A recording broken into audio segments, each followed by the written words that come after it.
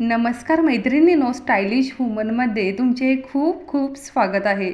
तर माझ्या वयस्कर मैत्रिणींनो, जर तुम्ही लग्न समारंभात ज्वेलरी घालत असाल तर ती कशी घालायला पाहिजे त्याबद्दलचा आजचा व्हिडिओ आहे. 50 नंतर महिलांनी दागिने निवडताना मिनिमलिस्ट आणि एलिगंट हा मंत्र लक्षात ठेवावा.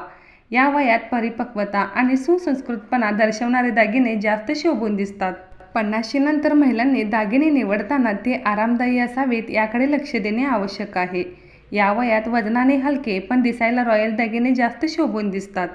जर तुम्ही सोन्याचे दागिने वापरत असाल तर अशा मोहनमाळ वापरू शकता, ज्यामध्ये सिंगल लाईन, 2 लाईन किंवा 3 लाईन्स असते. खूप छान दिसते. किंवा मग ठुशी, कोल्हापुरी साज असे दागिने वापरा. असे दागिने 50 नंतरच्या महिलांना एक प्रतिष्ठित लुक देतात. मोत्याचा सेट हा सर्वात क्लासिक आणि सदाबहार पर्याय आहे. पांढरे किंवा ऑफ व्हाईट मोती कोणत्याही रंगाच्या साडीवर, विशेषतः सुती, जॉर्जेट किंवा सिल्क साडीवर उठून दिसतात. मोत्याची ज्वेलरी आहे ना, ती तुमच्यासाठी खूप बेस्ट आहे. सगळ्यात जे तुमच्या स्किनला कम्फर्टेबल फील करेल ती आहे मोत्याची ज्वेलरी. मग थोडेसे मोठे मोती तुम्ही घेत असाल तर ती सिंगल माळ असायला हवी. आणि जर तुम्हाला मीडियम साईजची माळ हवी असेल तर ती 2 पदरी घेऊ शकता. आणि जर तुम्हाला नाजूक मोत्याची माळ हवी असेल तर ती 3 पदरी घेऊ शकता. जर तुम्हाला चोकर घालायला आवडत असेल तर अशी छोटीशी गळ्याजवळ माळ तुम्ही यूज करू शकता, ज्यामुळे तुम्हाला रिच, एलिगंट असा तुमचा लुक येणार आहे. अगदी खूप सुंदर यामध्ये तुम्ही दिसाल. जर तुमची हाईट थोडीशी कमी असेल तर थोडीशी लांब माळ तुम्ही घेऊ शकता. अदरवाईज तुम्ही छोटीशी माळ घातली तरी चालेल. खास प्रसंगी किंवा समारंभांना साडीवर कोणतेही इतर दागिने न घालता फक्त अशी मोत्याचा सेट घातलात तरी खूप छान दिसाल आणि उठून दिसाल. तुम्ही ह्यामध्ये कलरफुल मोती असलेले हारसुद्धा निवडू शकता. काही जणींना आर्टिफिशियल ज्वेलरी आवडत नाही, नेकलेस आवडत नाही, ते फक्त मंगळसूत्र घालतात. मग त्यामध्ये तुम्ही सुद्धा नाजूक डिझाईन्स घ्या. अगदी फार मोठे पॅन्डेट किंवा अगदी ब्रॉड पट्टी असलेले मंगळसूत्र घेऊ नका. नाजूक चेन असलेले तुम्ही मंगळसूत्र घ्या. त्यामध्ये सिंपल वाटी असेल, पॅन्डेट असेल किंवा एखादा डायमंड पॅन्डेट असेल. असे नाजूक डिझाईनचे मंगळसूत्र तुम्ही घातल्यावर तुमच्या स्किनला देखील प्रॉब्लेम होणार नाही आणि असे मंगळसूत्र तुमच्या एजला खूप छान दिसतील. तुम्ही बघू शकता, असे वाट्यांचे मंगळसूत्र तुम्ही वेअर केलात तर ते देखील खूप छान दिसेल. खूप सुंदर असा तुमचा लुक येणार आहे. आता आपण बँगल्स बघूया. बँगल्ससुद्धा तुमच्या हाताला कुठे कट लागणार नाही, सोललं जाणार नाही अशा पद्धतीच्या निवडा.